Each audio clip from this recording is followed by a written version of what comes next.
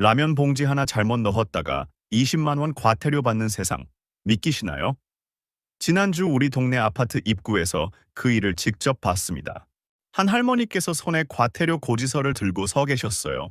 라면 봉지 하나를 종량제 봉투에 넣었다가 이런 벌금을 받으셨다는 거예요.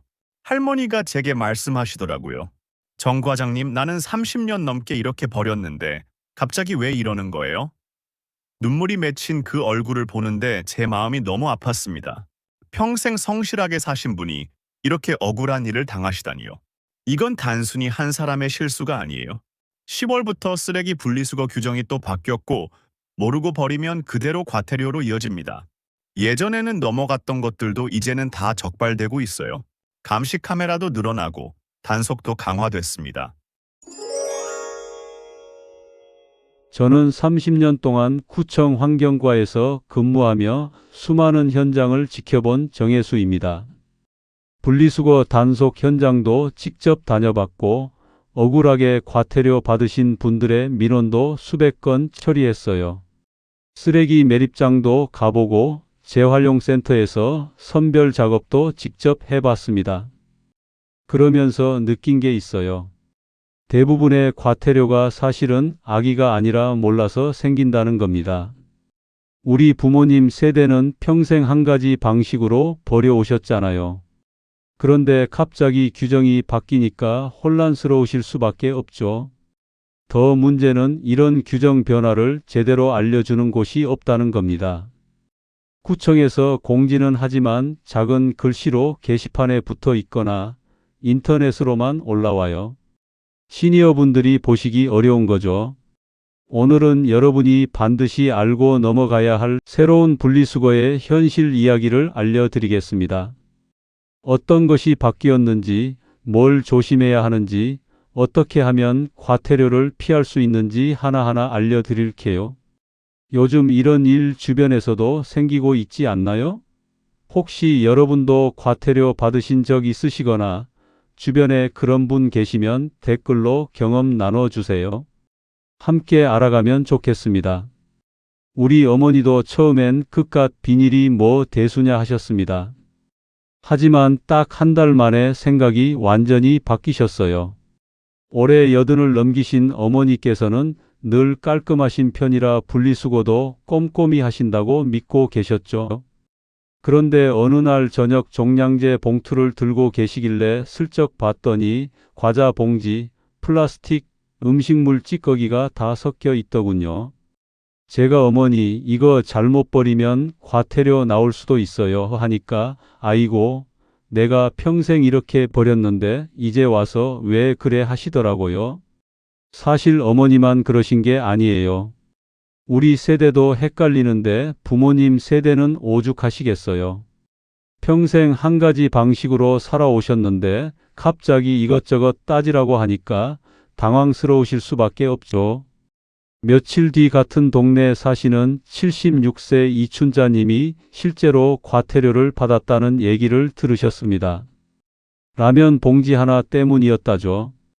20만 원이나 나왔대요. 그제서야 어머니가 제 말을 다시 떠올리셨는지 그날부터 분리수거표를 직접 벽에 붙이고 하나씩 확인하시기 시작했어요. 비닐은 찢어보고 플라스틱은 씻어서 말리고 음식물은 따로 모으시더니 지금은 동네에서 분리수거 모범 어르신으로 불리십니다. 이웃분들이 헷갈리는 것 있으면 우리 어머니한테 물어볼 정도예요. 심지어 아파트 게시판에 분리수거 팁까지 올리셨어요. 어머니가 이렇게 말씀하시더라고요. 처음엔 귀찮았는데 막상 해보니까 별거 아니더라. 습관만 들이면 되는 거였어. 그리고 제대로 버리니까 마음이 편하다고 하시더라고요. 과태료 걱정도 없고 환경도 지키는 것 같아서 뿌듯하다고요. 이 이야기를 끝까지 들어야 전체 흐름을 알 수 있습니다. 작은 습관 하나만 바꿔도 과태료는 물론이고 환경까지 지킬 수 있어요.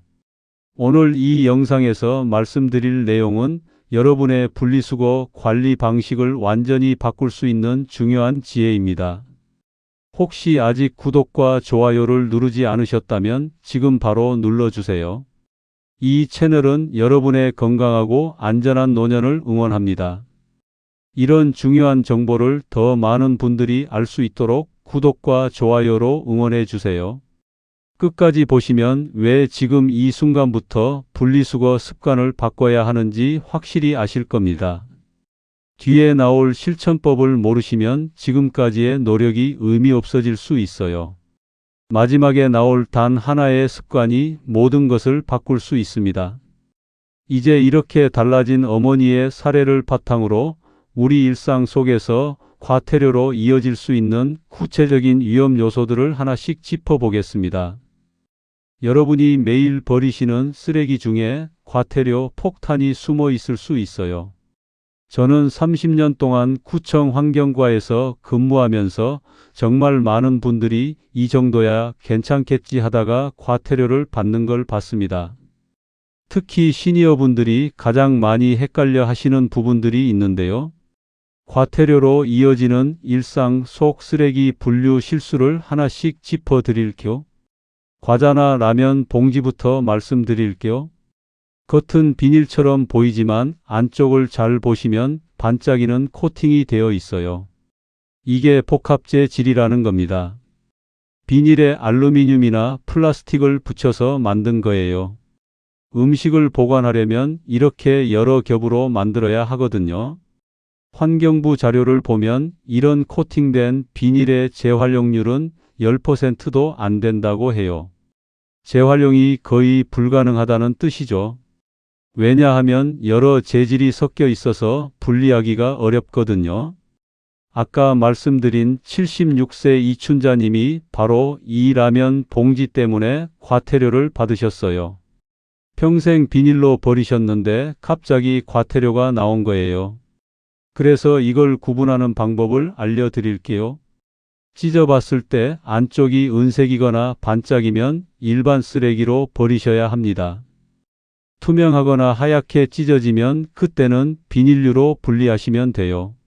손으로 살짝만 찢어보면 금방 알 수 있어요. 여기서 주의할 점은 기름기 묻은 봉지예요. 과자 부스러기나 기름이 묻어 있으면 물티슈로 한번 닦아주거나 말려서 버리시는 게 좋습니다. 기름이 묻어 있으면 재활용이 안 되거든요. 여러분은 과자 봉지를 어디에 버리고 계신가요? 배달 음식 용기도 많이 헷갈려 하세요. 요즘 배달 음식 많이 시켜 드시잖아요. 대부분 PP 플라스틱으로 만들어져서 재활용이 가능합니다. 그런데 여기에 함정이 있어요. 음식물과 기름을 남긴 채 버리면 일반 쓰레기로 분류되는 겁니다. 서울시 재활용센터 자료를 보면 오염된 플라스틱의 40%는 결국 폐기된다고 해요.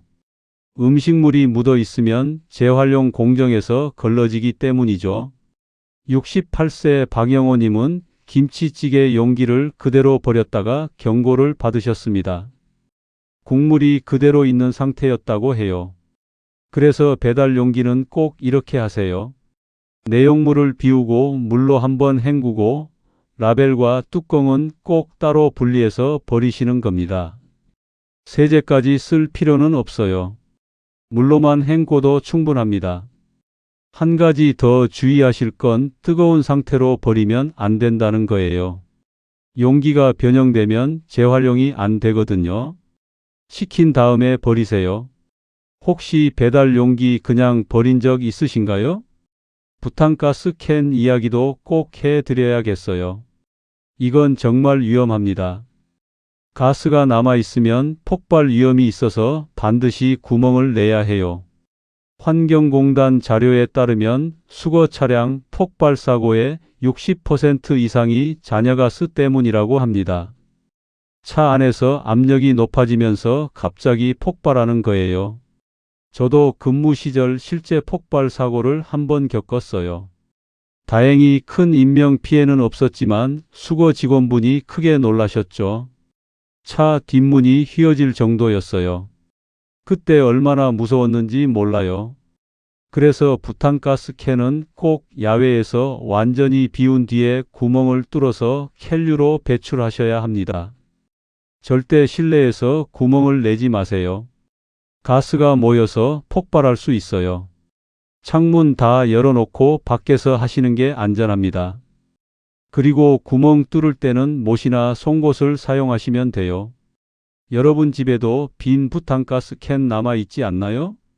김치나 젓갈류도 조심하셔야 합니다. 많은 분들이 음식물 쓰레기로 생각하시는데 염분이 높으면 음식물로 분류되지 않아요. 동물 사료용으로 재활용할 수 있는 염도 기준이 2% 미만이라고 해요. 김치나 젓갈은 이 기준을 훨씬 넘습니다. 74세 정순자님은 김치 건더기를 그대로 버렸다가 일반 쓰레기로 처리되면서 과태료를 내셨어요. 짠 김치는 동물이 먹을 수 없다는 거죠. 염분이 너무 높으면 가축들이 설사를 하거나 건강에 문제가 생긴다고 해요. 그래서 김치 국물은 싱크대에 버리고 건더기는 물로 헹군 뒤 음식물로 배출하세요. 물로 헹구면 염분이 어느 정도 빠지거든요. 여기서 주의하실 점은 짠맛이 남아있으면 사료화 과정에서 부패가 빨라진다는 겁니다. 최대한 물로 헹궈서 염분을 빼주시는 게 좋아요. 여러분은 김치, 젓갈 어떻게 버리고 계신가요? 양파나 마늘 껍질 이야기는 많은 분들이 놀라세요. 이게 음식물 쓰레기가 아니라는 걸 처음 들으시는 분들이 많거든요. 양파와 마늘 성분은 동물에게 독성이 있어요. 국립농업과학원 연구에 따르면 양파와 마늘 성분이 가축 소화기관에 자극을 준다고 합니다.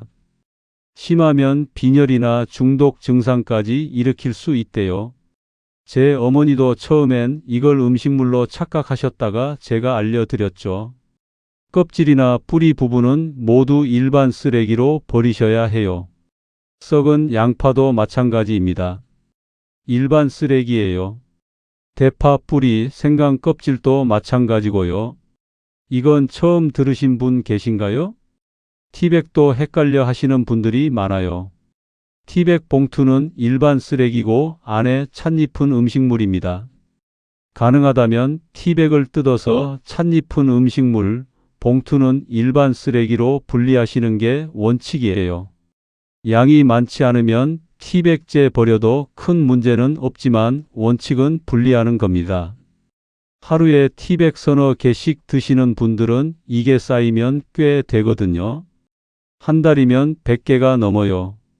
그러니까 가능하면 분리해서 버리시는 게 좋습니다. 티백도 분리해야 한다는 거 알고 계셨나요? 명함이나 홍보 전단지도 조심하셔야 해요. 이게 사업장에서 나온 것으로 오해받을 수 있거든요. 71세 박선호님은 홍보 전단지를 한꺼번에 버렸다가 사업장 쓰레기로 판정돼 벌금을 내셨어요. 우편함에 쌓인 광고지를 한 번에 묶어서 버리면 사업장 폐기물로 보일 수 있다는 겁니다. 양이 많으면 장사하시는 분이 버린 것처럼 보이거든요. 그래서 개인 우편물과 섞어서 소량씩 버리시는 게 안전합니다. 대량으로 묶여 있으면 바로 사업장 폐기물로 분류되거든요. 혹시 명함이나 광고지 그냥 모아서 버리신 적 있나요? 이렇게 7가지 실수만 피하셔도 과태료로부터는 거의 완벽하게 안전해집니다. 이제 이런 실수를 막기 위한 생활 속 실천법을 자세히 알려드릴게요. 과태료 걱정 없이 살려면 생활 속 습관을 조금만 바꾸시면 됩니다. 제가 30년 현장 경험을 바탕으로 가장 효과적인 방법들을 알려드릴게요. 이 방법들은 제가 직접 해보고 효과를 확인한 것들이에요. 쓰레기 찢어보기 습관부터 시작해 보세요. 이게 비닐과 복합 재질을 구분하는 가장 빠른 방법입니다. 손으로 살짝 찢어봤을 때 깨끗하게 찢어지면 비닐, 겹겹이 분리되거나 반짝이면 복합 재질이에요. 제 어머니도 처음엔 이게 뭔 소리냐 하셨는데 한번 해보시더니 신기해 하셨어요. 음식물이 묻은 상태에서는 찢지 마시고요. 손에 기름이 묻거든요. 하루 3번 버릴 때마다 손으로 살짝 찢어보는 습관을 들이세요. 처음엔 번거로우셔도 일주일만 하시면 몸에 배요. 저도 처음엔 귀찮았는데 이제는 자동으로 손이 가요. 오늘부터 한번 해보실래요? 비우기, 헹구기, 라벨 제거 이 세 단계만 기억하세요. 이 세 단계면 대부분의 재활용품이 완벽하게 분류됩니다. 제가 재활용센터에서 직접 선별 작업을 해봤는데요. 이 세 단계만 지켜주시면 작업하시는 분들이 정말 편해하세요. 세제는 과하게 쓰지 말고 물로만 헹궈도 충분해요. 세제를 너무 많이 쓰면 오히려 환경에 안 좋거든요. 페트병 같은 경우는 라벨 떼고 뚜껑 분리하고 안쪽 물기까지 제거한 후 버리시는 겁니다. 물기가 남아 있으면 나중에 곰팡이가 생겨서 재활용이 안 되거든요. 라벨은 손으로 잡아당기면 대부분 잘 떨어져요. 요즘은 쉽게 떨어지게 만들어서 나와요. 뚜껑도 돌리면 쉽게 분리되고요. 혹시 라벨 떼는 거 귀찮아서 그냥 버린 적 있으신가요? 분리수거 전용 바구니를 따로 두시는 것도 좋습니다. 비닐, 플라스틱, 일반 쓰레기 전용 바구니를 구분해 두면 혼란이 줄어들어요. 저희 집은 주방 한쪽에 작은 바구니 3개를 두고 있어요. 색깔로 구분해서 비닐은 파란 바구니, 플라스틱은 노란 바구니, 일반 쓰레기는 검은 바구니 이렇게요. 습기 많은 곳에 두시면 악취가 생기니까 환기는 꼭 시켜주세요. 여름철에는 특히 냄새가 나기 쉬우니까 자주 비워주시는 게 좋습니다. 주방 한쪽에 작은 바구니 3개만 두시면 됩니다. 크기는 작아도 괜찮아요. 매일 비우실 거니까요. 집에 이런 구분 바구니 있으신가요? 주 1회 라벨 제거의 날을 만들어 보시는 것도 추천드립니다. 가족이 함께 하면 분리수거 교육 효과도 크고요. 저희 집은 일요일 저녁이 라벨 제거의 날이에요. 온 가족이 모여서 TV 보면서 라벨 떼는 거예요. 칼이나 날카로운 도구는 사용하지 마시고 손으로 떼세요. 요즘 라벨은 손으로도 잘 떨어지게 만들어져 있어요. 일요일 저녁 10분만 투자해서 라벨만 모아서 제거해 보세요. 일주일치 페트병이나 플라스틱 용기를 한 번에 처리하는 거예요. 이렇게 하면 매일매일 하는 것보다 훨씬 편해요. 한꺼번에 모아서 하니까 효율적이고요. 가족끼리 누가 더 빨리 떼나 경쟁도 하고요. 이런 가족 습관 한번 만들어 볼까요? 실수했을 때는 즉시 대처하시는 게 중요합니다. 수거 전이라면 회수 가능하고 수거 후라면 신고를 통해서 감경받을 수 있어요. 숨기지 말고 솔직히 인정하세요. 저도 민원 처리하면서 느낀 건데 솔직하게 말씀하시는 분들은 대부분 경고로 끝나요. 구청 환경 담당 부서에 전화해서 실수였고 앞으로 조심하겠다고 말씀드리면 됩니다. 대부분 처음 실수는 경고로 끝나요. 고의가 아니라는 걸 보여드리는 게 중요합니다. 전화할 때 당황하지 마시고 차근차근 설명하시면 돼요. 혹시 실수한 적 있으신가요? 메모 붙여두는 것도 효과적입니다. 시니어 분들은 시각적으로 보는 게 가장 효과가 좋거든요. 저희 어머니도 벽에 붙여놓고 매일 보시니까 완전히 외우셨어요. 작은 글씨보다는 큰 글씨로 간단하게 쓰세요.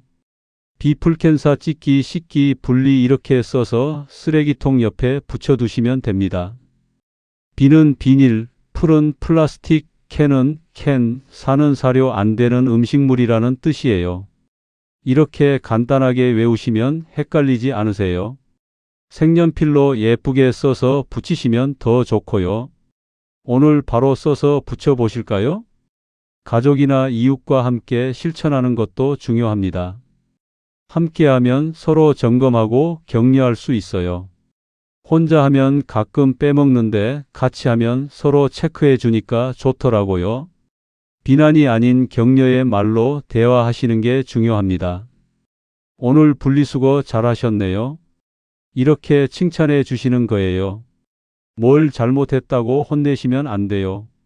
분리수거 날에 가족이 돌아가며 확인하는 제도를 만들어 보세요.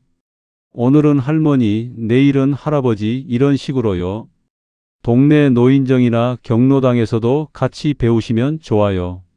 함께 공부하고 서로 알려주면 더 빨리 배우실 수 있거든요. 이웃과 함께 하면 더 쉬울 것 같지 않으신가요? 이렇게만 실천해도 과태료 걱정은 사라집니다. 제가 알려드린 방법들이 어렵지 않으시죠? 하나씩만 천천히 따라 하시면 됩니다. 이제 마지막으로 오늘 이야기를 정리하고 앞으로 실천해야 할 한 가지를 말씀드리겠습니다. 오늘 이야기 생각보다 복잡했지만 사실은 단순합니다. 잘못된 상식 하나가 과태료를 만들고 올바른 습관 하나가 평생을 편하게 만들어요. 제가 30년 동안 현장에서 보면서 가장 많이 느낀 점이 바로 이겁니다. 많은 분들이 비닐은 다 비닐로, 음식은 다 음식물로라고 생각하시지만 그 안에는 수많은 예외가 있습니다. 이걸 몰라서 억울한 벌금을 내는 경우가 정말 많아요. 코팅된 라면 봉지는 일반 쓰레기, 오염된 플라스틱도 일반 쓰레기, 부탄가스는 구멍 뚫어서 캔류, 짠 김치는 헹구어서 음식물, 양파, 마늘 껍질은 일반 쓰레기, 티백은 분리해서, 전단지는 소량씩 이렇게요. 처음엔 복잡해 보이지만 막상 해보시면 별거 아니에요. 저희 어머니도 처음엔 너무 복잡하다고 하셨는데 지금은 눈 감고도 하세요. 하지만 반대로 오늘 알려드린 기준, 먹을 수 있나? 깨끗한가? 단순한 재질인가? 이 세 가지만 기억하시면 걱정 없습니다. 헷갈릴 때마다 이 세 가지 질문을 스스로에게 던져보세요. 먹을 수 있나 물어보세요. 동물이 먹을 수 있으면 음식물, 못 먹으면 일반 쓰레기예요. 깨끗한가 확인하세요. 오염되면 재활용 안 됩니다. 단순한 재질인가 따져보세요. 복합 재질은 일반 쓰레기로 가요. 이 세 가지 질문만 기억하시면 90%는 맞출 수 있어요. 나머지 10%는 경험으로 자연스럽게 배우시게 될 거예요. 잘못 버리면 벌금을 내고 환경도 오염됩니다. 우리가 버린 쓰레기가 제대로 분류되지 않으면 땅에 묻히거나 태워지면서 토양과 공기를 오염시켜요. 미세 플라스틱이 되어 결국 우리 식탁으로 돌아옵니다. 생선을 통해서, 소금을 통해서, 물을 통해서 우리 몸에 들어와요. 결국 우리가 버린 쓰레기가 우리 몸을 해치는 거죠. 하지만 제대로 버리면 벌금 걱정도 없고 환경을 지키고 후손에게 깨끗한 땅을 남길 수 있습니다. 제대로 분리된 쓰레기는 재활용되어 새로운 제품으로 태어나요. 페트병은 옷이 되고 플라스틱은 벤치가 되고 음식물은 사료와 비료가 됩니다. 저희 어머니는 이제 분리수거를 하시면서 이렇게 말씀하세요. 내가 버린 페트병이 손주 옷이 된다고 생각하니까 기분이 좋다고요. 작은 실천이 큰 변화를 만든다는 걸 몸소 느끼고 계신 거예요. 손주들한테도 자랑하시더라고요. 할머니가 버린 페트병으로 너희 옷 만들었다고요. 오늘부터 실천하실 한 가지만 말씀드릴게요. 쓰레기를 버릴 때 꼭 한번 찢어보고, 한번 헹구고, 한번 생각하기. 이 세 동작이면 충분합니다. 찢어보면 재질을 알 수 있고, 헹구면 재활용이 되고, 생각하면 실수를 막을 수 있어요. 처음엔 번거로우셔도 일주일만 하시면 습관이 됩니다. 한 달 하시면 자연스러워져요. 제 어머니가 그러셨고 76세 이춘자님도 그러셨고 이 영상을 보시는 여러분도 분명히 그러실 겁니다. 다음 영상에서는 겨울철 난방비 전략과 환경 지키기 실천법으로 찾아뵙겠습니다. 추운 겨울 난방비 때문에 고민 많으시죠? 환경도 지키고 돈도 아끼는 방법을 알려드릴게요. 여러분 오늘 내용 도움이 되셨다면 구독과 좋아요 부탁드립니다. 이런 중요한 정보를 더 많은 분들이 알 수 있도록 응원해 주세요. 여러분은 오늘부터 어떤 변화부터 시작해 보시겠어요? 댓글로 알려주세요.